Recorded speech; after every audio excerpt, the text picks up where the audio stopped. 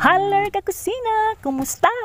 Uy! Excited na naman akong i-share sa inyo itong bagong recipe na naimbento ko. Quick, not the usual quick na alam ninyo at natikman ninyo. Bago ito, hindi nyo pa ito natitikman. Kaya, kung gusto mong malaman kung paano ito lutuin at inegosyo, watch na hanggang sa dulo ng video ko ha. At kung bago ka pa lang sa channel ko, please like and subscribe para updated ka lagi sa mga negosyo recipes at tips na i-upload ko. Pero bago ang lahat, shout out po muna sa inyo.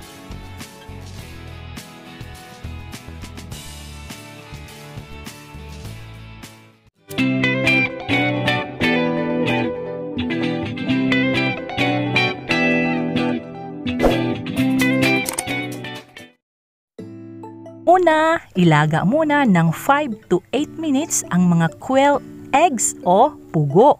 Ito ay nagkakahalaga ng 2 pesos ang isa. Isabay na rin natin ang isang siling labuyo. Piliin yung hinog ha, yung sobrang hinog. So, ilaga lang natin ito. Siguraduhin na hard-boiled ang pagkakalaga ng mga pugo.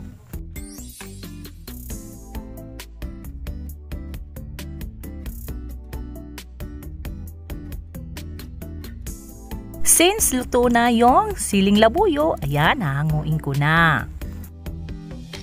After 8 minutes, naluto na rin yung quail eggs. Ayan, hanguin natin at isit aside para medyo lumamig, para hindi mainit sa kamay kapag babalatan na.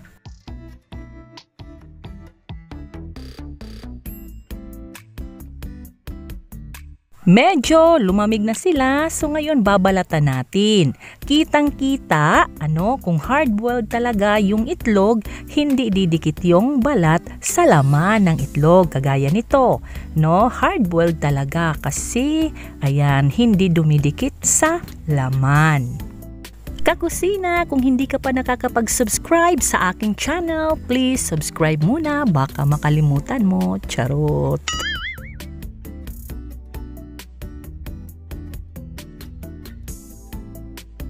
Ngayon, gagawa na tayo ng mixture. Kakailanganin natin ang kalahating tasa ng all-purpose flour, 1/2 lang na cornstarch, 1 teaspoon na baking powder. Ayan. So, mga dry ingredients muna, paghalo-haluin. Pagkatapos, kapag nahalo na, isunod na ang 2 teaspoon ng melted butter or margarine. Isabay na rin ilagay ang 1/3 ng tubig pero unti-untiin lang ang paglagay nito.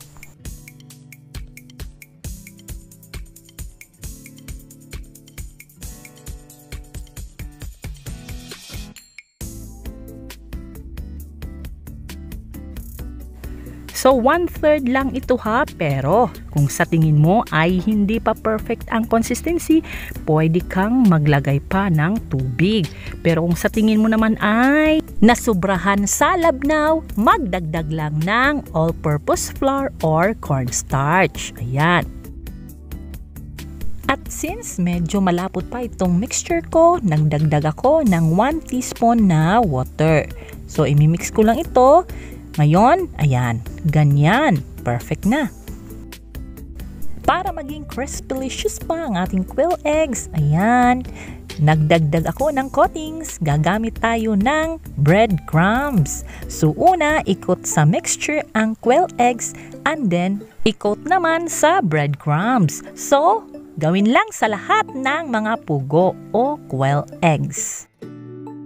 Kakusina, kung hindi ka pa nakakapag-subscribe sa aking channel, ang kulit ko, please subscribe na. Baka makalimutan ha.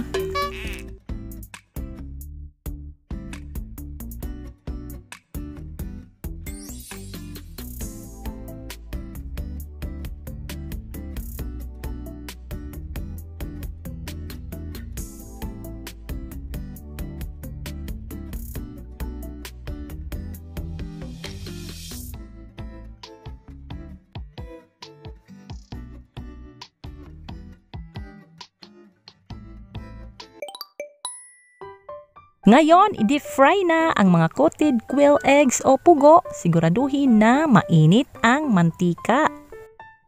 About 1 to 2 minutes ang pag-fry kasi naman luto na yung pugo. Kailangan lang maging golden brown ang ating coatings.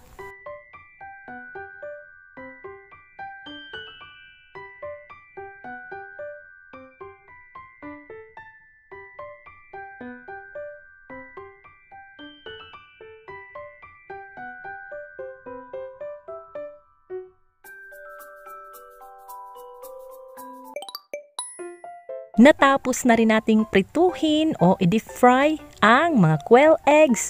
Ngayon, gagawa na tayo ng sauce. Ayan, ito na yung magbibigay lasa sa ating snack na pwedeng inegosyo. Ayan, so malamig na yung siling labuyo. Hindi ito maanghang kakusina. Hindi talaga ito maanghang. So, i-cut lang, i-chop lang sa maliliit. Ayan. Huwag isama yung mga buto na nasa gitna.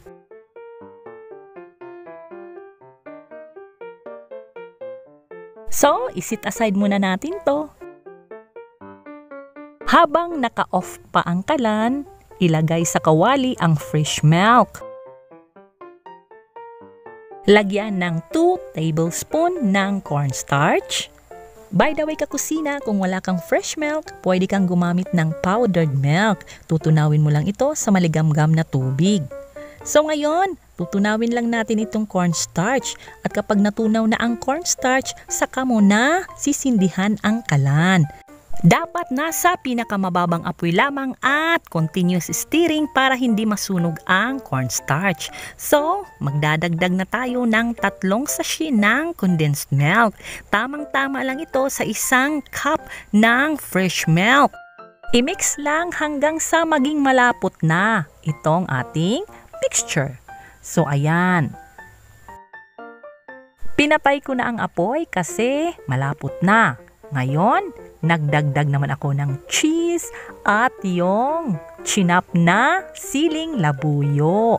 Tapos i-mix lang, ganun lang kadali kakusina.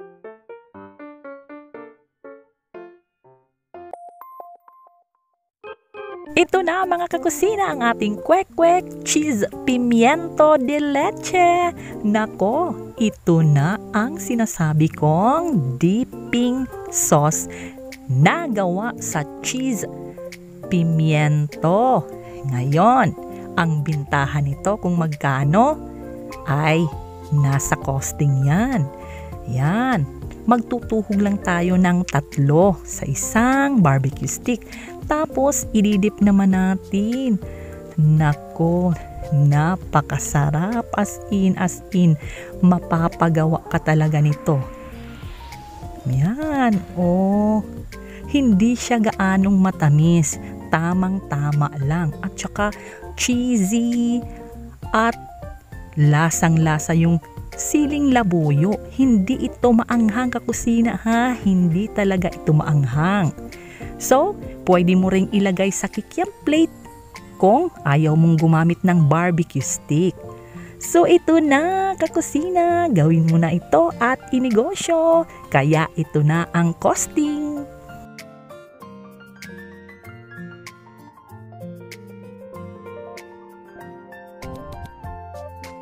Maraming salamat kakusina! Kung bago ka pa lang sa channel ko, please like, share, comment, and subscribe na po sa aking channel.